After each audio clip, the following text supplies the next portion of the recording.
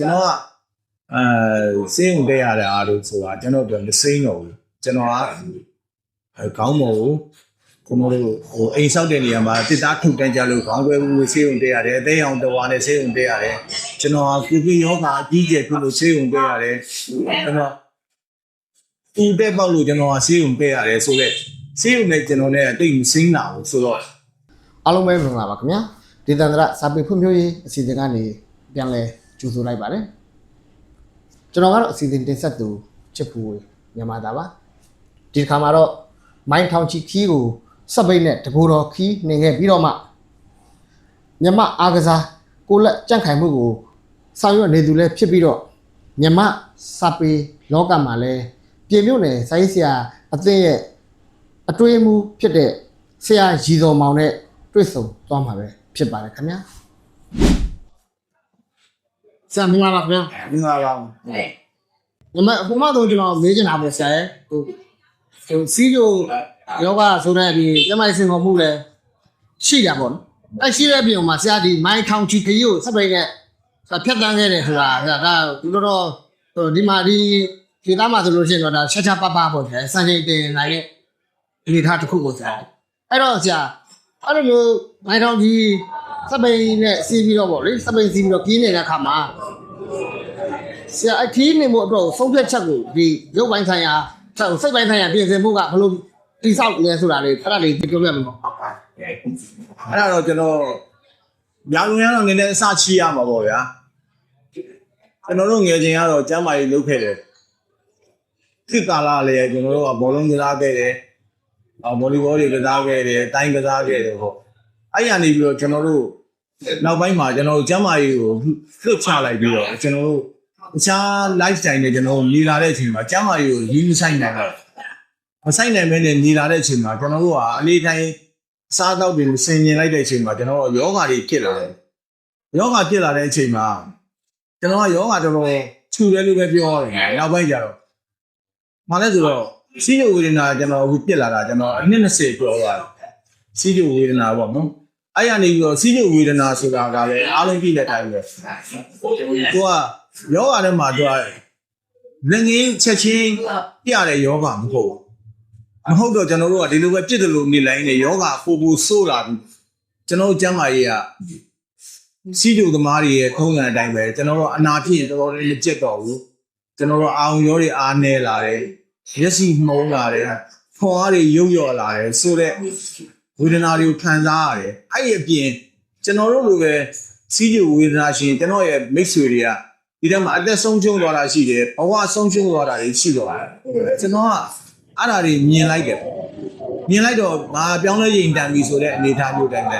အားကစားတစ်ခုတော့ငါပြန်လုပ်ရမယ်လို့ကျွန်တော်စဉ်းစားမိတဲ့အချိန်မှာနောက်ကျွန်တော်တို့စပိန်ကိုကျွန်တော်စပြီးတော့စီးပစ်တာပေါ့အားကစားကိုကျွန်တော်ဘာပြန်လုပ်ရမလဲဆိုတော့ကျွန်တော်တို့အသက်ကလည်းအဲ့ချိန်မှာ60နားနီးနေပြီဆိုတော့ကျွန်တော်ကဘောလုံးကစားမလားအရင်တော့လည်းအတိုင်းပြန်ကစားမလားပြင်းပြင်းထန်ထန်အားကစားကိုကျွန်တော်မလုပ်နိုင်တော့ဘူးဆိုတော့ဇာတ်လျှောက်ခြင်းနဲ့စပိန်ငင်းခြင်းပေါ့အဲ့နှစ်ခုမှာကျွန်တော်စပိန်စီးခြင်းကိုကျွန်တော်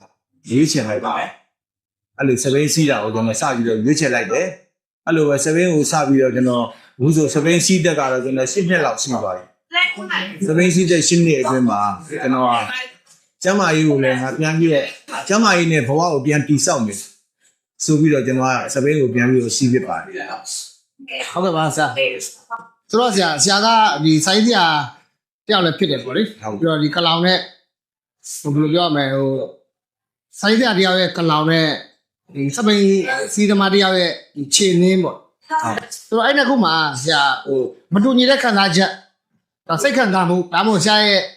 ဟိုဒသနာပေါ့လေကိုပိုင်ဒသနာတစ်ခုခုနဲ့ရှိနေမလားပေါ့လေခဏလေးလည်းပြောပြပါဦးဒါတော့ဒီလိုကြည့်တယ်ဗျဒီလိုကြည့်တဲ့ဆိုတာကစာရေးသားခြင်းပဲဖြစ်ဖြစ်ပေါ့အားကစားတစ်ခုကိုလှုပ်ရှင်းပဲဖြစ်ဖြစ်ဒီလိုမှာဒီကဆရာပြောတဲ့အတိုင်းအနိုင်ရှိတယ်လို့ပဲကျွန်တော်တို့ကဘယ်ကိစ္စပဲဖြစ်ဖြစ်ဝမ်းစာရှိမှဖြစ်တာကျွန်တော်တို့စာရေးဖို့အတွက်ကိုစာရေးဖတ်ရတယ်ပညာရှာမိရတယ်စာရေးကျွန်တော်တို့ဖတ်ရတယ်မှတ်ရတယ်ကိုယ်ပိုင်တွေးခေါ်တွေခံပြီးရတယ်ဆိုတာစာရေးတဲ့ကိစ္စပေါ့နော်အဲ့ဒီလိုပါပဲစပိန်စီဖို့အတွက်ကိုကျွန်တော်တို့ကလိုအပ်တဲ့ကျွန်တော်တို့မှာခွန်အားရှိရတယ်ကျန်းမာရေးရှိရမယ်ကျွန်တော်တို့မှာ ထောက်ပံ့ပေးနိုင်တယ်ကျွန်တော်တို့ပစ္စည်းကိရိယာအကူအညီဆိုတဲ့အဲ့ဒီအဓိကတော့ဝမ်းစာတွေကတော့ကျွန်တော်တို့ရှိရတာကြီးလားအဲ့တော့ဝမ်းစာမှာဒီအားကစားမှာပဲဖြစ်ဖြစ်စာရေးသားတာပဲဖြစ်ဖြစ်ကျွန်တော်တို့မှာဝမ်းစာရှိတာကျွန်တော်တို့အချိပန်းနိုင်ကိုကျွန်တော်တို့ကကြည့်တတ်နိုင်ပါဘူးဗျအဲ့တော့ကျွန်တော်ကထပ်တူကြတယ်လို့တော့မပြောချင်ပါဘူးသို့တော်လည်းအားထုတ်ရတာချင်းကတော့သိပြီးတော့မထူးတာဘူးစာရေးတဲ့နေရာမှာလည်းကျွန်တော်တို့ညံကိုသွားတော့ရတယ်ကြဒီစပိန်ကြီးတဲ့နေရာမှာလည်းကျွန်တော်တို့အားကစားလုပ်တဲ့နေရာမှာလည်းကျွန်တော်တို့ခွန်အားကိုသုံးချရတယ်ကျွန်တော်ချိန်ရ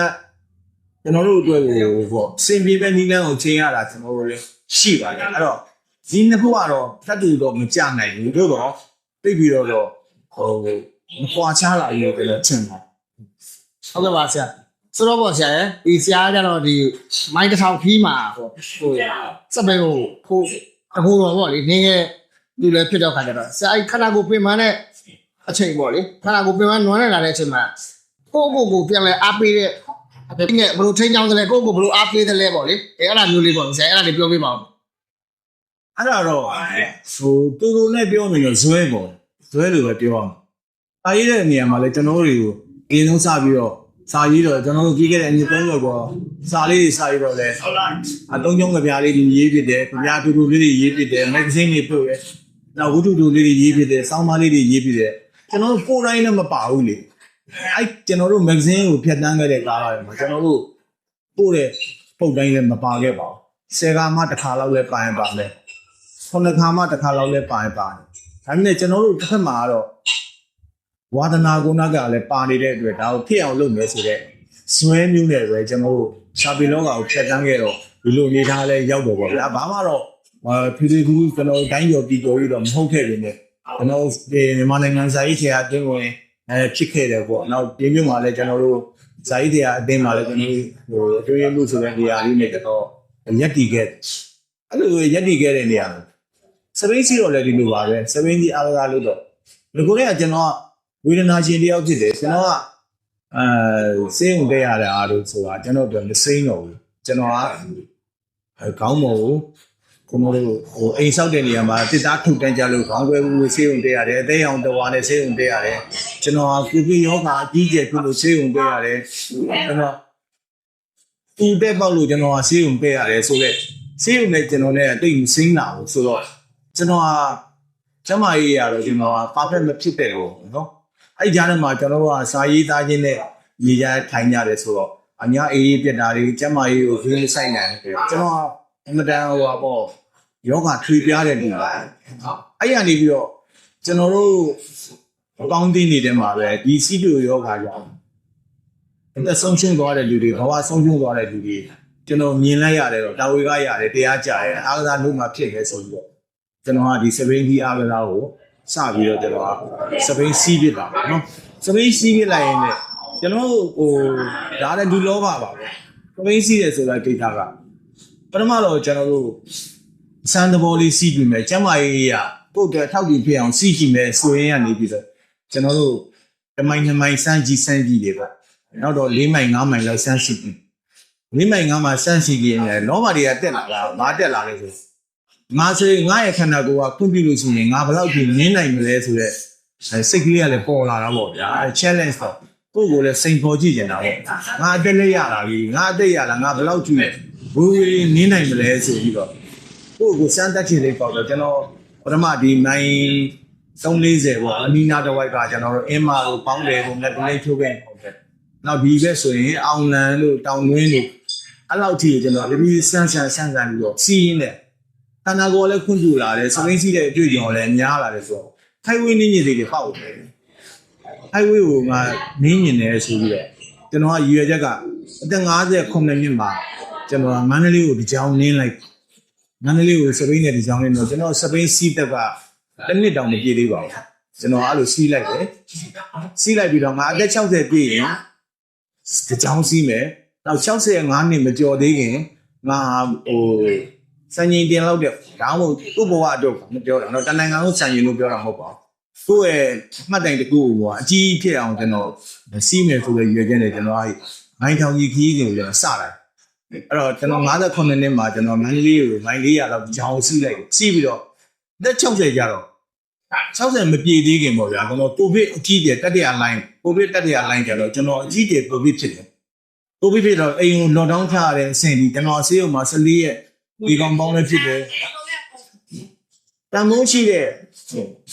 အောက်ရှိပြင်ပေါ့ဗျာအလကားရတဲ့လေကိုကျွန်တော်ပတ်စံပြီးရှူပြီးတော့14ရက်ကြည့်ပြီးကျွန်တော်တေလူမျိုးကဖြစ်ခဲ့ပြီးတော့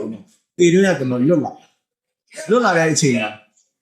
ကျွန်တော်ကဆေးရုံကအဆင်းနေချိန်ရတော့ကျွန်တော်အိမ်ကမပြန်နိုင်ဘူးအိမ်ကကျင်းတော့လေကမနှက်ဆက်ဘူး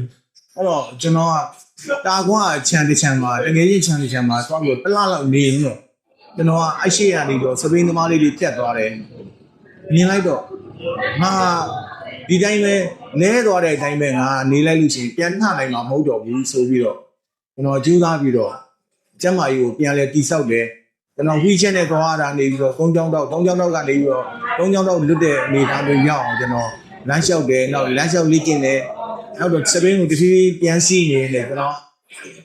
အသက်60ပြည့်မွေးနေ့ဆိုပြီးတော့အမှတ်တရကျွန်တော်ကိုဗစ်ဖြစ်ပြီးတော့2လအကြာမှာကျွန်တော်အဲ့မန္တလေးပြေးရနေပြီးတော့ရန်ကုန်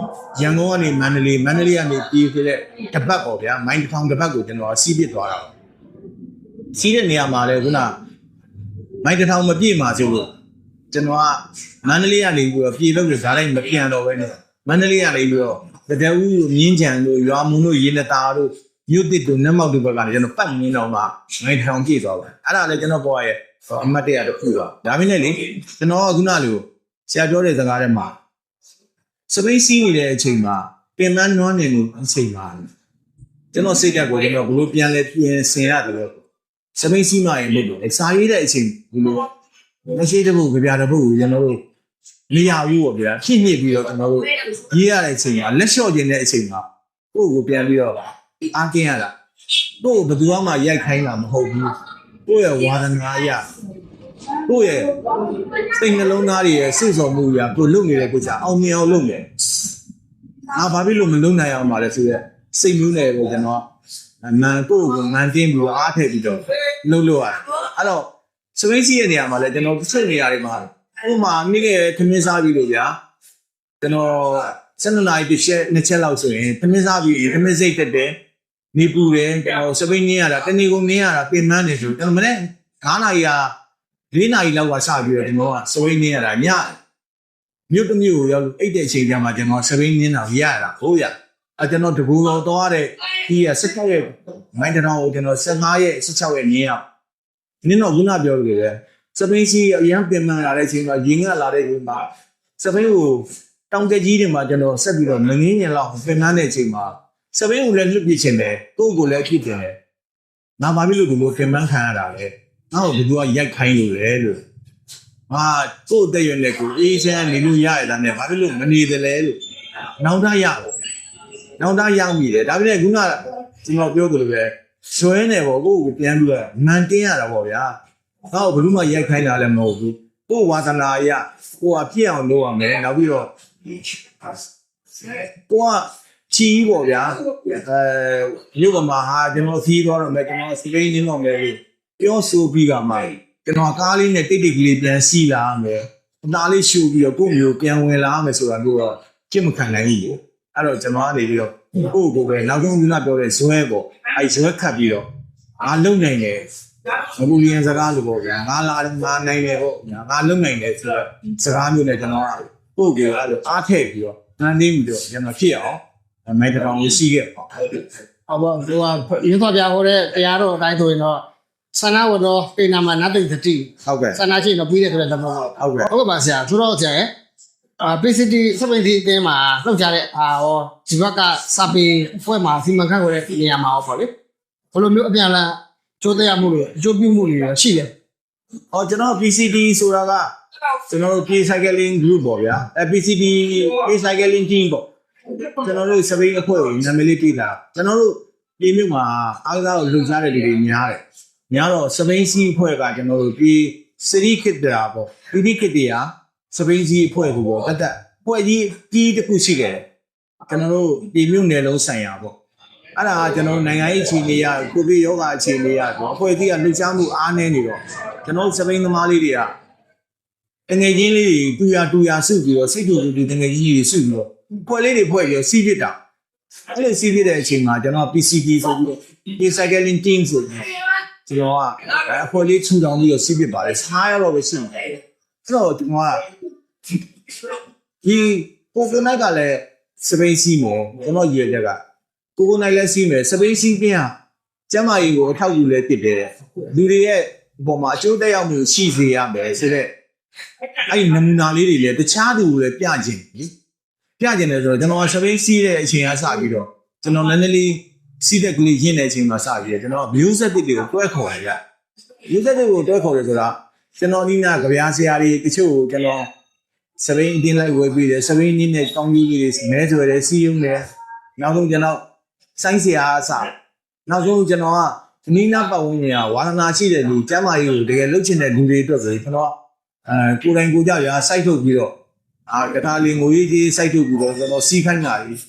အဲ့လိုတော့မျိုးဆက်တွေကိုတော့ကျွန်တော်ဆွဲခေါ်တတ်တဲ့အလေးကျန်တော့ကျွန်တော်ရှိတယ်စပိန်တီးချင်းရဲ့ကောင်းကျိုးကလည်းတကယ်ထိရောက်တာကိုကျမ်းမာရေးအတွက်လူမှုရေးအတွက်ကျမ်းမာရေးလူမှုရေးဆိုတာသူအကုန်လုံးအားသာတာပြည့်အောင်သူကလုပ်ပြတဲ့ကိစ္စအဲ့တော့ကျွန်တော်ကမျိုးသက်တွေဆွဲပြီးတော့ကျွန်တော်ပေါ်ဆောင်ရင်းနဲ့ပေါ့ဇိုင်းတရားငကိုတွေကကျွန်တော်ဖြစ်တာပါကျွန်တော်ဇိုင်းတရားဖြစ်တာတော့ဒီ3ရက်ကျော်ဘူးဆိုတော့ဒီစပိန်စီ PCT တို့အဖွဲ့ကိုကျွန်တော်နဲ့နင်းဖြစ်တယ်နောက်ကျွန်တော်ကစပိန်ဓမ္မလောကမှာဗျာနည်းနည်းကြီးကြပြောရဆိုရင်တော့ကျွန်တော်ကိုအိုက်ဒေါအနေနဲ့ပေါ့လေနေကြတဲ့လူတွေများတာပဲဘာလို့လဲဆိုတော့စပိန်စီတက်လည်းမရှိဘူးတိတ်မကြသေးဘူးရှိရဝေဒနာရှင်ယောဂပေါင်းတဲ့ဝေဒနာရှင်လည်းဖြစ်တယ်အသက်လည်းကြီးတယ်ဒီလူတယောက်ကဒီလိုမိုင်းထောင်ဒီခီးကိုစီးတယ်ဆိုတော့လူတွေကဗျာနည်းနည်းလေးတော့ကျွန်တော်အံ့ဩကြတာအံ့ဩကြတယ်တချို့ကတော့ချီးမွမ်းကြတယ်တချို့ကြတော့လည်းချီးမွမ်းခြေကြောက်ပေါ့ဗျာချီးမွမ်းလို့လည်းကျွန်တော်တို့အဲ့ရတာတွေအများကြီးရှိတယ်ပေါ့ဟုတ်ပါမလားဒီလူတကယ်စီးတာဟုတ်ပါမလားဆိုအဲ့လိုတွေးခေါ်လေးရှိတော့ကျွန်တော်ကပြောတာသူတို့လုပ်လေကျွန်တော်ရဲ့လက်တွေ့နေရတာကျွန်တော်ရဲ့ကိစ္စပဲအဲ့တော့ကျွန်တော်ကကိုစပိန်စီးရစီးတယ်နေ့စဉ်ပုံမှန်ကျွန်တော်အခု15မိုင်-30ကျွန်တော်နေ့စဉ် training နေနဲ့ကျွန်တော်ပြေးကနေပြီးတော့ပြေးကနေပေါင်းတယ်လေပြေးရွှေတော့နေ့စဉ်စီးတယ်ပြေးကနေစီးဝင်လာပေါ့ကျဲဒီမရပေါ့ကျွန်တော်အဲ့လိုစီးတယ်ခေုံကျွန်တော် training နေနဲ့လည်းစီးတယ်long training နေကတော့တစ်နှစ်ကိုကျွန်တော်2000ပြီးပြီးကျွန်တော်မင်းဖြစ်ပါတယ်ဟုတ်ကဲ့ပါဟုတ်ကဲ့ဟုတ်ကဲ့ပါဆိုတော့ဆရာရဲ့ဒီစာဒီမိုင်းထောင်ဒီခီးဆိုတာလည်းပြန်နေတဲ့စိတ်ခေါ်မှုတော့မဟုတ်ဘူးဆရာဟုတ်ကဲ့ဒီကြီးမားတဲ့စိတ်ခေါ်မှုဒါဆရာကလည်းဒါစပြိုးခဲ့ပြပါဆိုတော့ဟုတ်ကိုဖေကြတော့ယောဂစီးကျိုးဝေဒနာရှင်တွေလည်းရှိတာပေါ့လေတချို့လည်းယောဂမျိုးရှိတာပေါ့ပြေးလို့လည်းရှိကြတာပေါ့ဆရာအဲ့လိုမျိုးယောဂဝေဒနာရှင်တွေအနေနဲ့ပေါ့လေကြောက်ရွံ့ပြီးတော့ဒီဘဝကိုအကန့်အသတ်ထဲမှာနေထိုင်တဲ့လူတွေအတွက်ပေါ့လေဆရာဘလို့အမြင်မျိုးနဲ့စကားလက်ဆောင်စားကြည့်နေတယ်အဲ့လိုကျွန်တော်ကတော့ကြပြားတစ်ခုပြရလို့ပဲလဲကြတဲ့အတိုင်းမနေပါနဲ့လဲကြပြီးရင်တော့ပြန်ထအောင်ပါလေကျွန်တော်တို့လဲကြတဲ့အတိုင်းဆိုလို့ရှိရင်အဲ့လဲတဲ့အတိုင်းပဲကျွန်တော်တို့ကဆက်ပြီးတော့နေသွားတော့ဘဝကလေကျွန်တော်တို့ကအရှုံးတွေနေတိုင်းမှာငကိုတွေကဘဝကိုကျွန်တော်တို့ကအကျိုးမြတ်အနေနဲ့တွက်မယ်ဆိုရင်ကျွန်တော်တို့ကရှုံးတာတွေများခဲ့တာရှုံးတာတွေများခဲ့တဲ့နေရာမှာတည်ခြင်းတရားဆိုတာကလည်းကိုယ်ကိစ္စနဲ့ပြီးခဲ့တေမင်းကသူ့အလုပ်ကိုသူလုပ်တယ်လို့ပဲကျွန်တော်တို့ကလည်းကျွန်တော်တို့အလုပ်ကိုကျွန်တော်တို့လုပ်ပြီးတော့တေမင်းကိုတတ်နိုင်များဆန့်ကျင်ရမယ်ကျွန်တော်တို့ကိုကျမ်းမာရေးကိုဆွဲဆန့်ထားရမယ်ကျွန်တော်တို့တက်တန်းကိုတတ်နိုင်တဲ့နည်းနဲ့ကျွန်တော်တို့တက်တန်းတိုးပြီးတော့ကျွန်တော်တို့ဘဝမှာနေထိုင်နေဆိုရင်ကျွန်တော်တို့မယ်စိတ်ဓာတ်လည်းမကြဘူးနော်စိတ်ဓာတ်မကြဘူးနဲ့ကိုကငါလုံးရင်ဖြစ်တယ်ဆိုတဲ့စိတ်နဲ့ဒါလုပ်ကြည့်ပါလို့ဖြစ်ပါတယ်လေအဲ့စကားလေးကိုလည်းဆောင်ပြီးဟုတ်ကဲ့ပါဆရာဆိုတော့ပေါ့ဆရာအနာဂတ်မှာပေါ့လေစာပေနဲ့အားကစားကိုပေါင်းစပ်ပြီးတော့ဒီသေတံကလစာပေဖွံ့ဖြိုးရေးအတွက်ပဲဖြစ်စေပါလို့ဒီမျိုးရေးအခုလုပ်ငန်းတွေပဲဖြစ်စေပါဆရာရဲ့ဆိုတော့အဲ့လိုမျိုးပေါ့လေဆက်လက်ရှင်းချောက်ပေါ့လေဖော်ဆောင်မဲ့ဆရာရဲ့အိမ်မက်အစ်တွေအိမ်မက်ချက်တွေရောရှိတာဟုတ်ကဲ့ရှိပါတယ်ဗျအခုကျွန်တော်ကကျွန်တော်စပိန်စာစီးပြီးတဲ့အကြောင်းပေါ့အဲ့ဒီအကြောင်းလေးကိုကျွန်တော်စာရေးနေပါတယ်စာရေးနေတော့ကျွန်တော်အားကိုစာအုပ်တုပ်ထုတ်နေစာအုပ်ကခေါင်းစဉ်တော့ကျွန်တော်ပြေးထားပါတယ်ဒီအားကစားပေါ့ကျွန်တော်ရဲ့စပိန်နဲ့စာပေနဲ့ဆက်နွယ်တဲ့ခေါင်းစဉ်မျိုးပေါ့ဗိန်းနှပိန်း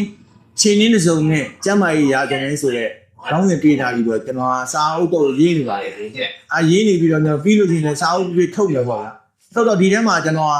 စပင်းစီးပြတဲ့အကြောင်းတွေကိုကျွန်တော်ရေးမယ်ကျွန်တော်စပင်းစီးတဲ့အတွေ့အကြုံတွေကိုရေးမယ်ဆိုလို့ရှိရင်ကျမ်းမာရေးဟာဒီတယောက်ကိုဘယ်လောက်အထိကိုဆွဲခေါ်သွားနိုင်တယ်လဲကျွန်တော်တို့အစီအပြေအောင်လုပ်ပေးနိုင်တယ်ဆိုတော့ဒီစာပေနဲ့ပဲကျွန်တော်လူတွေကိုချပြအဲ့လိုတွေတော့လုပ်ထားဖို့ရှိပါတယ်ဟုတ်ပါဗျာဆရာအခုရှင်မျိုးနဲ့ဆိုင်းကတင်ရဲ့အတွင်းမှုဆိုင်းဆရာတူနဲ့ဖြစ်တဲ့ခါကျတော့ဖြစ်လာမဲ့တက်တမ်းမှာဆရာတို့ပေါ့လေဒီစာပေနဲ့ပတ်သက်တဲ့ခန္ဓာတွေမှာဘယ်လိုမျိုးတွေလုပ်ဖို့စီစဉ်ဆောင်ရွက်ထားတာရှိတယ်ခင်ဗျကျွန်တော်စာရေးတဲ့ကတင်းနေနေရတော့ကျွန်တော်လှုပ်ရှားခဲ့တာတွေရှိတယ်ဗျကျွန်တော်တို့အခုကျွန်တော်အတွင်းမှုတက်တမ်းကျွန်တော်ကဟိုနှစ်ချိန်ရှိ3年လောက်ရှိသွားပြီနော်အဲ့လိုရှိသွားပြီဆိုတော့ဘုရားကတော့လည်းတည့်တဲ့အတိုင်းကျွန်တော်တို့ရဲ့လက်ရှိအမှုထားလေညာရင်လွတ်လွတ်လပ်လပ်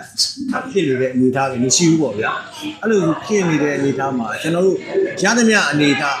ပေးသမျှအခွင့်အရေးအဲ့လိုစီအဲ့ဒီလိုပေးထားတဲ့ဘောင်ကိုကျွန်တော်တို့တတ်မှတ်ထားတဲ့ဘောင်ကြီးစီကန်းတွေအတွင်းရပဲကျွန်တော်တို့ကလှုပ်ရှားလို့ရမှာဟုတ်အဲ့တော့ကျွန်တော်တို့ကတော့လုံးလုံးစေတယ်ကျွန်တော်တို့စာပေဖွံ့ဖြိုးမှုလုပ်ပြီးစာရေးဆရာလေးတွေကျွန်တော်ရှုကြည့်မယ်ကျွန်တော်တို့မီတင်လေးတွေထိုင်မယ်နောက်ပြီးတော့topic လေးတစ်ခုခုခေါင်းနေတက်ပြီးကျွန်တော်တို့စာစကားလေးတွေပြောပြမယ်ဒီကြားထဲမှာစာရေးတွေကအသေးအနေနဲ့မဟုတ်ဘဲနဲ့ကျွန်တော်တို့ကုသမတစ္ဆာကြပြားဝိုင်းစုံစည်းရစာပါဝိုင်းလို့အဲ့ဒါမျိုးလေးတွေနဲ့ကျွန်တော်တို့စာရေးတွေအတင်းလည်းကုလူဆက်နေကြစာပေလှုပ်ရှားမှုလေးတွေကတော့အစင်သက်မပြတ်အောင်ပေါ့ကျွန်တော်တို့လှုပ်ရှားနေပါတယ်ကျွန်တော်တို့ဟိုမှာကျွန်တော်တို့ပြည်မြို့မှာစင်မာရတာသာရဗိမာန်ကူကြီးတိဆောက်ထားတဲ့နေရာမှာလည်းဥက္ကမတစ္ဆာကြပြားဝိုင်းလို့ဆိုတာရှိတယ်ဗျာကျွန်တော်အမှအပတ်စဉ်ဒီနေ့ငွေတွေမှာကျွန်တော်တို့စာရေးဆရာတွေဝါသနာပါတဲ့လူတွေစုံကြည့်လို့စကားပြောကြတယ်နောက်တစ်ခါစုံကြည့်ရမှာလည်းကျွန်တော်တို့စကားပြောကြတယ်အဲ့လိုကနေပြီးတော့ကျွန်တော်တို့မြို့ကလူတွေလည်းစာပေနဲ့အဆက်မပြတ်ကျွန်တော်တို့ကိုနိုင်ကလည်းအရန်လေးကိုအေးမသွားအောင်ကျွန်တော်တို့အဲ့လိုပဲနေထိုင်ရင်းနဲ့ကျွန်တော်တို့စာပေထောင်ပြိုးတယ်ကျွန်တော်တို့အထက်နေကြတော့လုပ်နေတာဟုတ်ကဲ့ဟုတ်ကဲ့ပါဆရာအခုကြည့်ရှုနေတဲ့ပရိသတ်လည်းဆရာအနေနဲ့မျက်နှာစကားလေးပြောပေးပါဦးမျက်နှာစကားတော့အခုကကျွန်တော်ဒီ70ကြီးတဲ့ကိစ္စနဲ့စာပေနဲ့နှစ်ခုနဲ့ဆက်နေတယ်ဆိုတော့အားလုံးဖြစ်နေတဲ့အနေအထားတွေပေါ်မှာကြည့်ပြီးစိတ်တက်မကြပဲလဲကြသွားရင်တော့ကျွန်တော်တို့နှဲမနေပဲပြန်ထားတာကျွန်တော်စူးစမ်းပါကျွန်တော်တို့ပြန်ပြီးတော့လူတွေအားလုံးအသက်ရှင်အောင်ကျန်းမာအောင်နေထိုင်ပါလို့ကျွန်တော်အဲ့လိုမျိုးပြောချင်ပါတယ်ဟုတ်ပါဆရာအခုလို့ကျွန်တော်တို့ဒေသနာစာပေဖွံ့ဖြိုးရေးဝိုင်းတော်သားတွေလို့လေအခုကအချိန်ကြီးပြီးတော့ဆရာအနေနဲ့ဖြေချပေးတဲ့အတွက်ဆရာကြီးတော်မောင်ပြေကိုကျွန်တော်ဝိုင်းတော်သားများကတစ်ချက်ကျေးဇူးတင်ကြောင်းပြောပြပေးပါဒီပါကျွန်တော်လည်းကျေးဇူးတင်ပါတယ်ဟုတ်ကဲ့